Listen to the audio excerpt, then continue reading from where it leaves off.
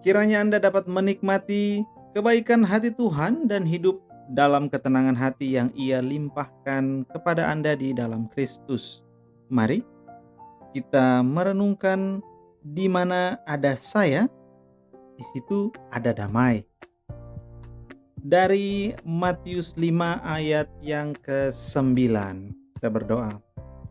Terpujilah Engkau Tuhan yang memberikan firman-Nya untuk menerangi dan menguduskan hidup kami. Amin. Berbahagialah orang yang membawa damai karena mereka akan disebut anak-anak Allah. Berbahagialah orang yang membawa damai karena mereka akan disebut anak-anak Allah. Agak susah bagi siapapun yang hidup dalam pikiran yang kacau untuk membawa damai ya. Pikiran yang kacau itu mulai dari orang gila ya kan, orang gila kan susah bawa damai ya, mustahil ya. Sampai pikiran kacau dalam arti dia hanya memikirkan tentang dirinya sendiri saja. Orang-orang yang hidup dengan memikirkan dirinya sendiri, rencananya sendiri, jalan-jalannya sendiri, keluarganya sendiri, agak susah untuk membawa damai. Kenapa? Karena yang dibawa adalah agenda pribadi.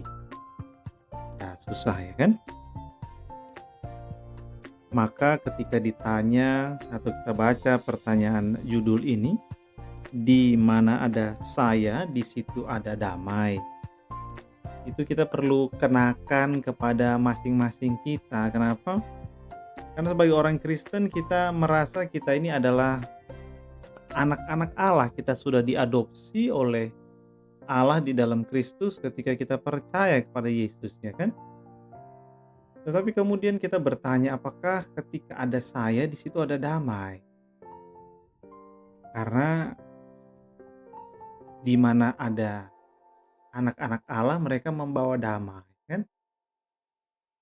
Damai itu sendiri kan bisa berarti suasana yang tenang atau pikiran yang tenang atau hidup yang tenang. Ada ketenangan hati di sana.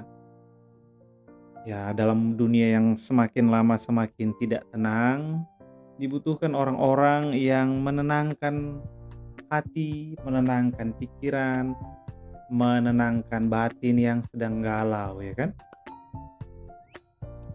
Bukan berarti kemudian kita itu menjadi orang-orang yang tidak realistis, bukan.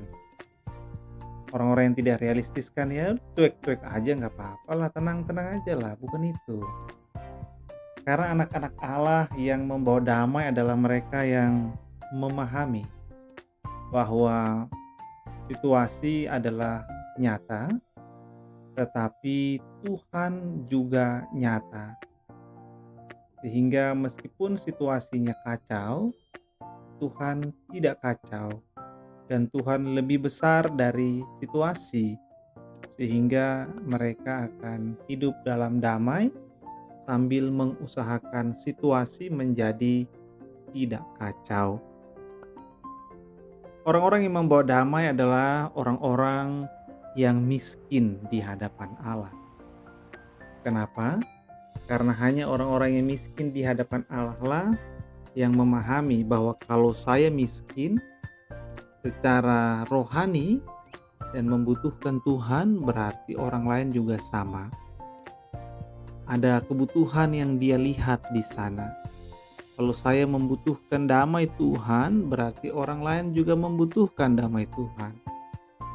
Sehingga daripada saya ini terus menyerang orang lain ya kan, terus menghakimi orang lain, lebih baik saya memutuskan untuk menolong orang lain.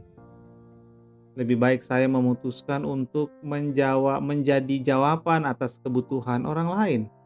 Entah itu kebutuhan teman atau sekedar kebutuhan dia butuh didoakan, dia butuh didorong sedikit untuk dimotivasi, atau dia butuh ekstra uang. Jika kita memiliki lebih kita kasih.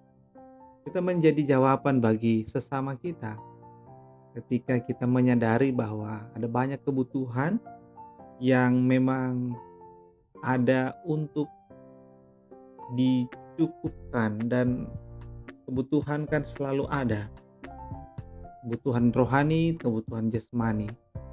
Sehingga anak-anak Allah adalah anak-anak yang dimanapun mereka berada, mereka mengusahakan untuk menjadi jawaban bagi kebutuhan-kebutuhan orang lain, baik jasmani terkhusus kebutuhan rohani.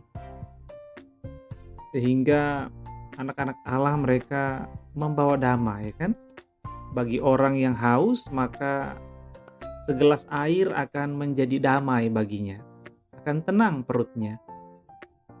Bagi orang yang kepanasan, maka payung atau mobil yang dingin atau rumah yang sejuk bisa menjadi jawaban bagi orang yang kepanasan, atau segelas es teh membuat dirinya sudah damai. Orang yang bersedih, teman yang bersedih membutuhkan kehadiran kita, walaupun mungkin tidak bicara apa-apa juga, tetapi dengan kehadiran kita bisa membawa ketenangan dalam situasi tersebut. Atau semua kebutuhan yang lain, sampai pada kebutuhan ketika seseorang bergumul dengan dosanya, maka kita bisa datang dengan kasih dan menegur dengan kasih, berdoa bersama, bergumul bersama, sehingga orang ini dapat keluar dari dosa-dosanya dan dapat datang pada Tuhan Yesus untuk diselamatkan dari dosa-dosanya. Apapun kebutuhan yang ada di dalam kehidupan orang-orang di sekitar, mari kita datang dan menjadi jawaban bagi mereka, karena di mana kita berada, maka seharusnya kita dipanggil untuk menjadi jawaban. Apapun yang kita miliki yang bisa kita bagikan, mari kita bagikan untuk menjadi damai bagi sesama kita. Amin. Berdoa. Kiranya Tuhan menolong kami agar kami dimanapun berada membawa damai bagi sesama kami, sehingga kami dapat disebut anak-anak Allah. Amin. Kiranya sejahtera dari Allah Bapa kita dan kasih karunia darinya menyertai Anda dan orang-orang yang Anda kasihi,